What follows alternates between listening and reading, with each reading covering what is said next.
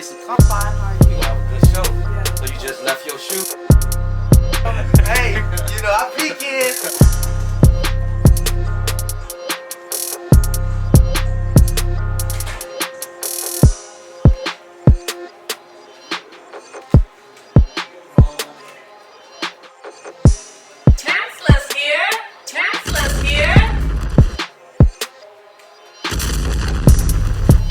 Bag of snacks.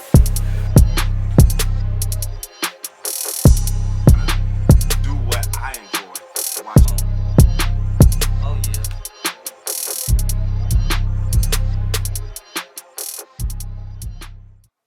It's recording. The Chancellor's here. Silence. Hopefully you're having a positive, productive day, people. Yes, hopefully you're having a positive and productive day. It's your man, J. Petty, checking in. J. Petty checking in. We here with Ask a Man. Ask a Man worldwide. We got Fendi Frost. We're going to be asking him some questions. Because we just got through talking to him about prison reform. So I want to ask him some questions along the line of prison, jail, and life, and everything else that comes to mind. So, why do black men like going to jail? Guys, you know what? I wouldn't say that they like it. I would say sometimes they get in a comfortability of what they know, and what they know leads them to jail. So I would say that. Now, jail has a negative connotation. But it seems as though when you go to jail, you get more stripes in the hood, more recognition in the hood. People love you more in the hood. Why is that? I think, you know, it's over the years it's gotten a stigma of, you know, this is gladiator school, and the things that go on in jail, kind of, it's like if we would equate our people as a whole society, typically the people who go to jail would be considered our warrior class. And every society, you know, we praise the warriors, you know what I'm saying? Like, so I think you know, America knows that, you know, those are a lot of them were our leaders on the streets, you know what I'm saying? So I think just from how America took our leaders off the streets and locked them up, and then even when you look at every gang culture in America, it's like the jails really dictate what happens in the streets. So if there's structure in the jails, that structure bleeds out into the streets. You know what I'm saying? And I think that's why. You know what I'm saying? It's like, okay. So would you say that the guys that are getting locked up from that warrior class that are going to jail to prison, are those the alpha males? well, if today, no, but of course there's some, but today I would say it's different.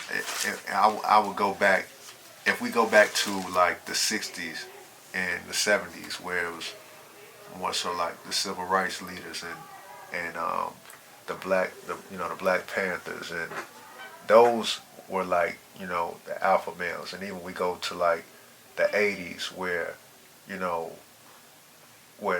some of the Chicago gang, you know, most, you know, known Notorious cats. Yeah. You know, like Chief Malik's and to I guess like the 70s and the 80s, you know, Chief Malik and Larry Hoover and you know, so Willie Lord. Yeah. You know, all of those people, I would say they were considered, you know, I would consider them like alpha males.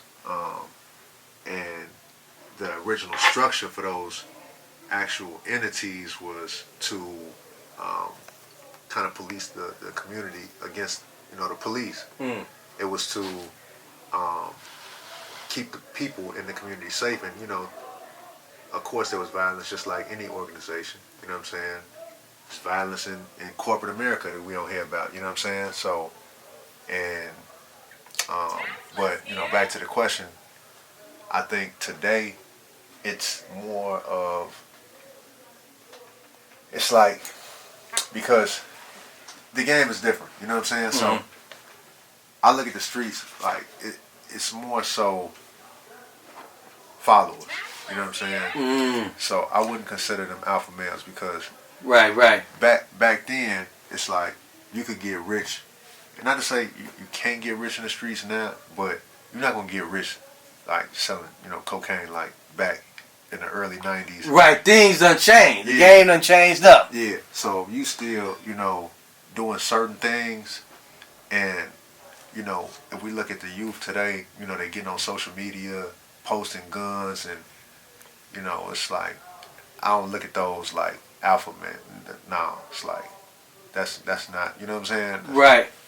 I get what you're saying. I get what you're saying because a lot of people, they get confused and they think because somebody's a tough guy, Yeah. or they got a certain amount of bodies, Yeah. that they're automatically an alpha male.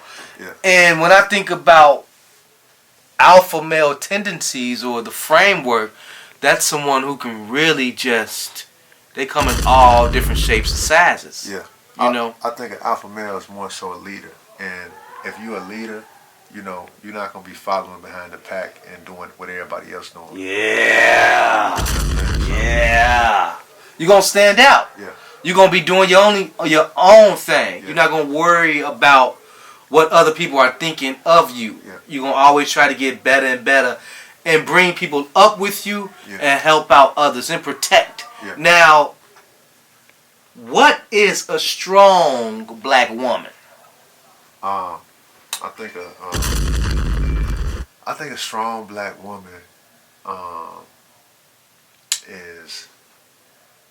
I think it's multi-dimensional. I don't think it's really one one variable that makes a strong black woman. I think it's somebody who allows a man to, not lead but guide and be a better half. And, she takes care of home, and she takes care of the family, and she takes care of, she's not dependent on, Right. she's not dependent on a man, and she can hold her own, you know what I'm saying? Mm. But at the same time, she's not against, receiving from a man either, you know what I'm saying? So, I like that. I like that. Now, speaking of prison reform, you got a lot of women. Mm-hmm. These guys, they get locked up.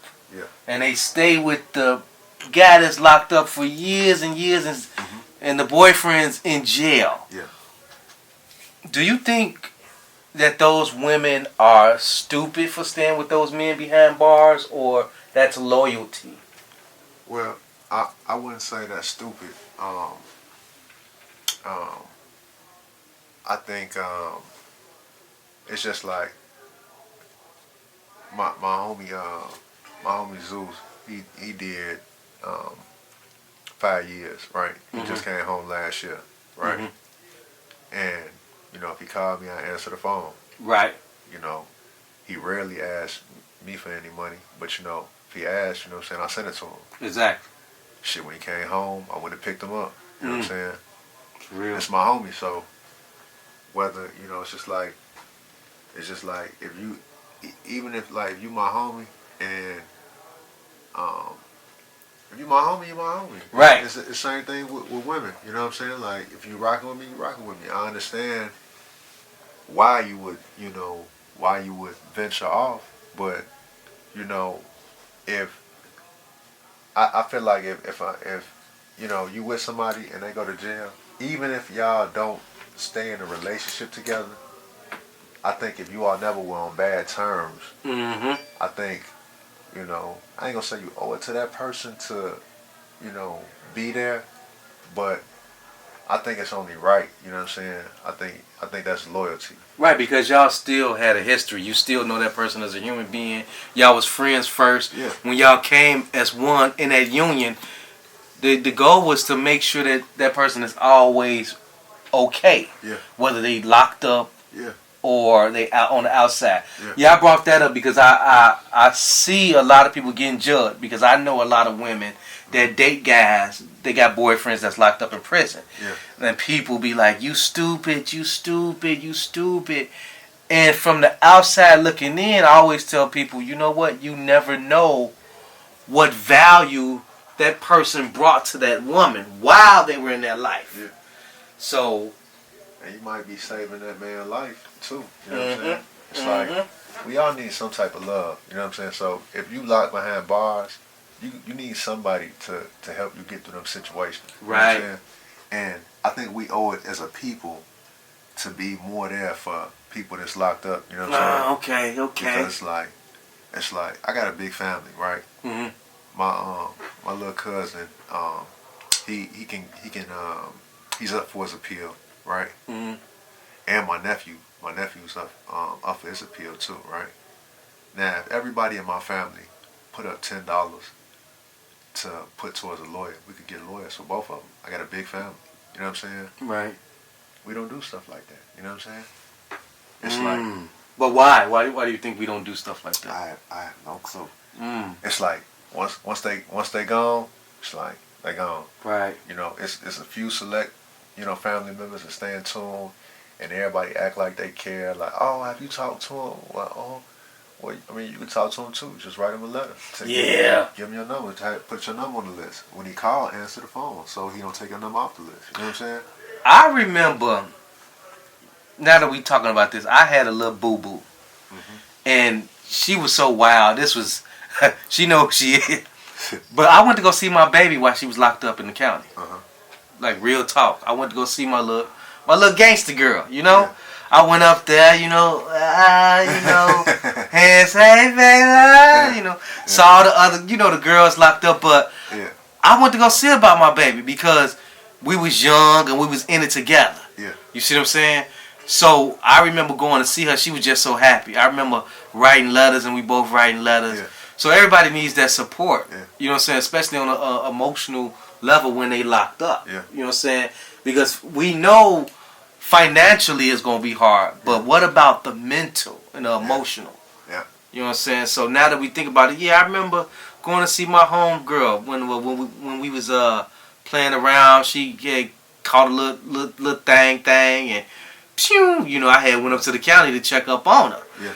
And I remember when I did that, some of the guys was like, man, G, what you on? But I'm like, man, this somebody I used to bust moves with, make money with. I ain't finna leave her out there. I'm at least go check up on her now. I can't come every weekend. I ain't coming every fuck all that. I ain't coming every weekend. But I'm gonna see about you. Yeah. And like you said, I think a lot more of, you know what I'm saying, people, but our people in general, even in the family. Yeah. You know, stop acting like you care. Really show that you care. Yeah. So, man, this conversation is really, really, really, really interesting.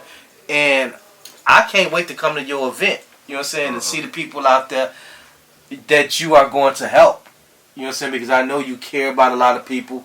And what you're doing over there at the B.E.A.R Initiative is really going to change some people's lives.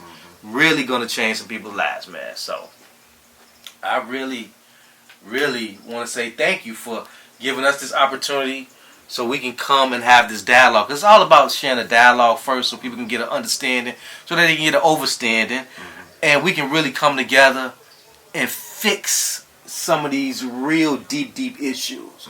Prison reform is a real deep issue. Yeah. So, anything else you want to say to the people before you leave about the B.E.A.R Initiative?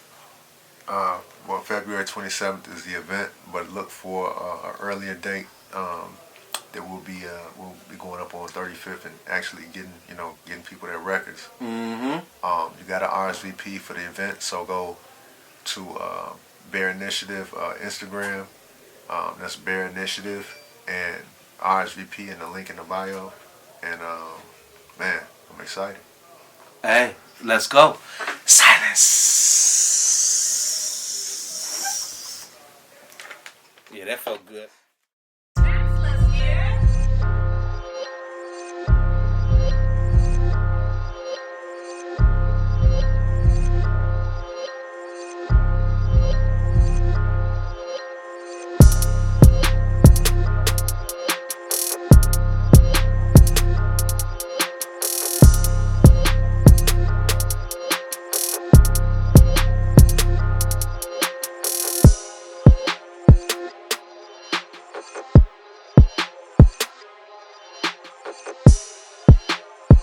Hey guys, thank you for watching. Please like, subscribe.